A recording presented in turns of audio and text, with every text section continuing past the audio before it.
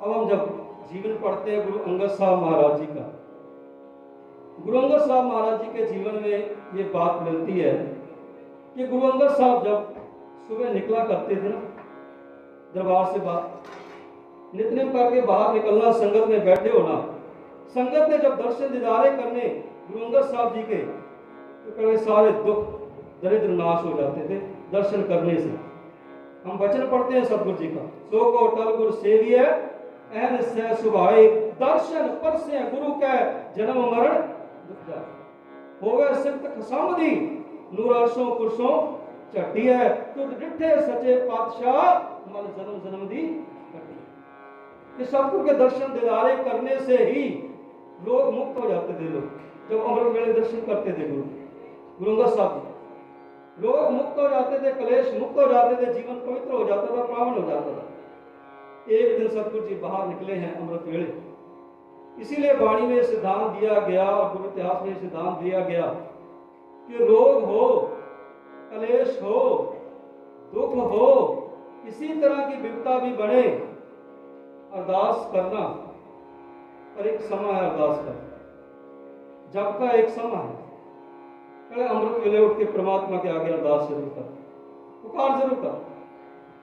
और इस तरह पुकार करना, भाई वीर सिंह कहते हैं जैसे एक बच्चा रोता है ना, जब उसको भूख लगी हो, बच्चा रोता है, और जब बच्चा रोता है तो माँ को पता लग जाता है कि इसे भूख लगी है। जब तक माँ दूध नहीं देती, उसका भोजन नहीं देती, तब तक वो रोता रहता है।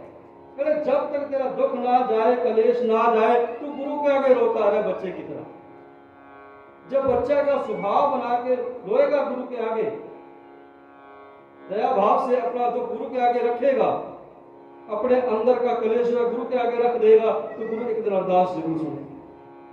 और अरदास बिट्ठी नहीं होगी, बिट्ठी कदे ना हो गई जन की अरदास, कि जन की अरदास बिट्ठी नहीं होती, एक ना एक दिन उसके दरबार में जरूर पहुंचेगी, जरूर सुनेगा। इसलिए इस तरह रो। जब गुरु अंगद साहब निकला करते थे तो लोगों के दुख दूर हो जाते थे। एक दिन संगत में गुरु के सिख बैठे हैं, आरो जुल्का जिस गुरु के संगत में बैठे हैं, कुछ सवाल करने के लिए आए गुरु अंगद साहब से। जब सतगुरु जी बाहर निकले, संगत के सवाल सुने, जवाब दिए, और पारो जुल्का जी को देख के मुस्कुरा पड़े। पहली बार संगत में आए थे, कहने के पारो जुल्का मन में सवाल लेकर बैठा और कर नहीं रहा सवाल कर, जो तेरे मन में है सवाल कर दे। पारो जुल्का जी हैरान हुए कि मैंने तो अभी सवाल किया नहीं, सतगुरु जी ने खुद कह दिया सवाल करने के लिए। कहे सतगुरु जी मेरे मन में ये सवाल है कि लोग हंस तो कहते हैं, परम हंस क्या होता है, मुझे ये बताएं। हंस के उदाहरण तो देते हैं, परम हंस और हंस में फर्क क्या है, मुझे ये बताओ। कहने लगे पारो जुल्का, हंस जो है पानी पे तैरता है, और परम हंस संसार सागर की लहरों पर तैरता है। जब हंस तैरता है लहरों पर, तैर कर वो पार कर जाता है लहरों को, जो परम हंस होता है संसार सागर की लहरों पे तैरता हुआ ना दुखों को देखता है, ना रोगों को देखता है, ना कलेशों को देखता है, बस गुरु की कृपा लेते हुए वो संसार सागर से पार हो जाता है। ये फर्क है पारो जुल्का। दूसरा ये फर्क है कि हंस मोती चुनता है, हंस मानस सरोवर से मोती चुनता है, और परम हंस जो है शब्द के मोती चुनता है, शब्द के मोती चुनता है। और हंस और परम हंस में ये फर्क है कि हंस जो है दूध और पानी का निखेड़ कर देता है, दोनों को अलग अलग कर देता है, पानी और दूध को अलग अलग कर देता है, उसमें ये निशानी है। पर परम हंस में ये निशानी है कि परम हंस जो परमात्मा ने विवेक बुद्धि दी है, जो अकल दी है, जो समझ दी है, उस समझ को यूज करते हुए, सामने रखते हुए परम हंस जो है दुर्मत और गुरुमत को निखेड़ देता है, अलग अलग कर देता है। गुरुमत क्या है और दुर्मत क्या है, परम हंस में ये फर्क है। और हंस में, परम हंस में ये फर्क है कि हंस के पास बगला वृत्ति आ जाए, कौवा वृत्ति, कहले कौवा बिरती आ जाए, बगला बिरती आ जाए तो हंस उसे तब्दील नहीं कर सकता, पर परमहंस में ये ताकत गुरु ने दी है कि परमहंस के पास बगला बिरती आ जाए, कौवा बिरती आ जाए तो उसको तब्दील करके वो गुरु जैसा बना देता है, गुरु जैसा बना देता है। ये फर्क है। प्यारो पारो झुलका जी जाने लगे। सतगुरु कहने लगे कहां से आया है? कहने लगे नाम है पारो, पारो झुलका। कहां से आया है? परों से आया है, पारों से आया। पाप ब्यास दरिया के पार करके आया हूं, बस ब्यास दरिया को पार करके आया हूं।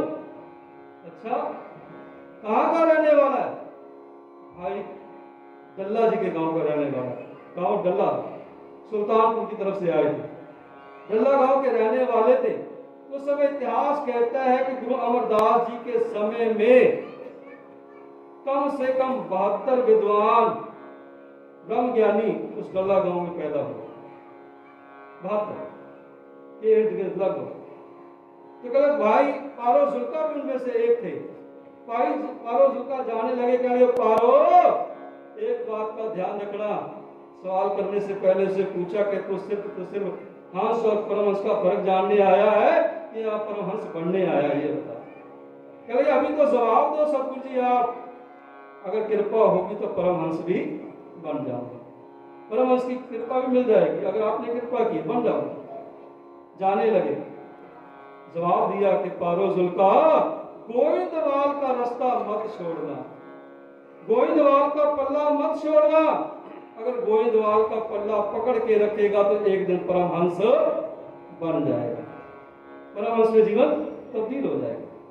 प्यारो गुरु अमरदास जी का जब समय आया, पारो झुलका जी घोड़ी पर बैठकर रोजाना ब्यास दरिया को पार करके गोविंदवाल आते हैं, बाणी पढ़ते हुए आते हैं। और जहां से बाणी पढ़ते हुए निकलते हैं, समा कहते हैं कि वहां पशु पंछी भी टिक के बाणी सुनते हैं कि भाई पारो झुलका जी गाते हुए जा रहे हैं, बाणी पढ़ते हुए बाणी जा रहे हैं।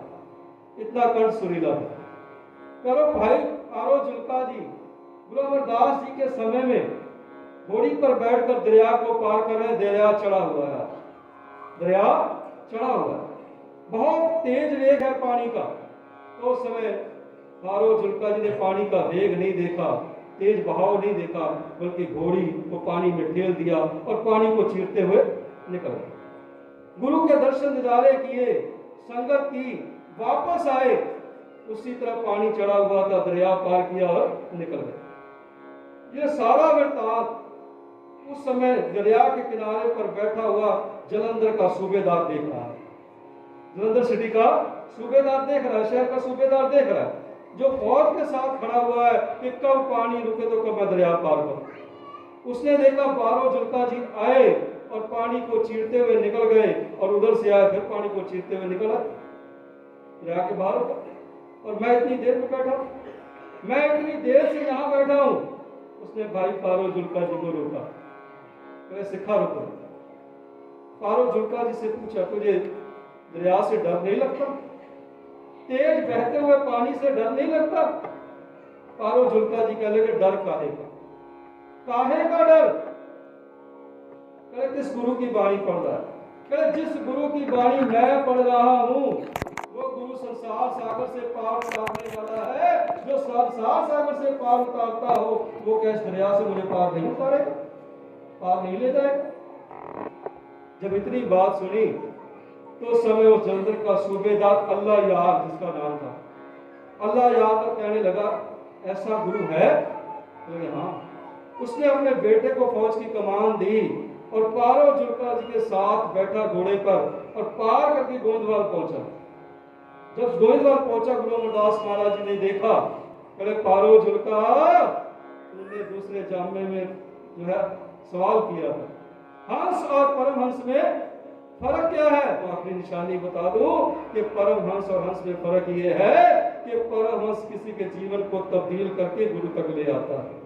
जो आज तूने किया, जो आज तूने किया है, एक विकारी आदमी, नशे का भरा हुआ आदमी, अहंकार से भरा हुआ आदमी, उसका जीवन तब्दील करके तो गुरु चरणों में ले आया है। ये परमहंस की निशानी है, ये परमहंस की निशानी है।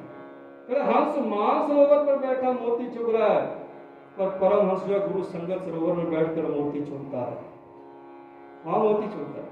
और परमहंस संगत में से ही बनते हैं, संगत की कृपा हो तो बनते हैं।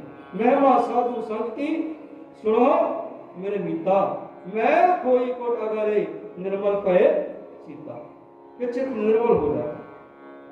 जब मंजिया थापी गई, अल्लाह यार को जो उन्होंने एक मंजी दी गुरु अमरदास महाराज जी ने, उसको सिख बनाया अपना।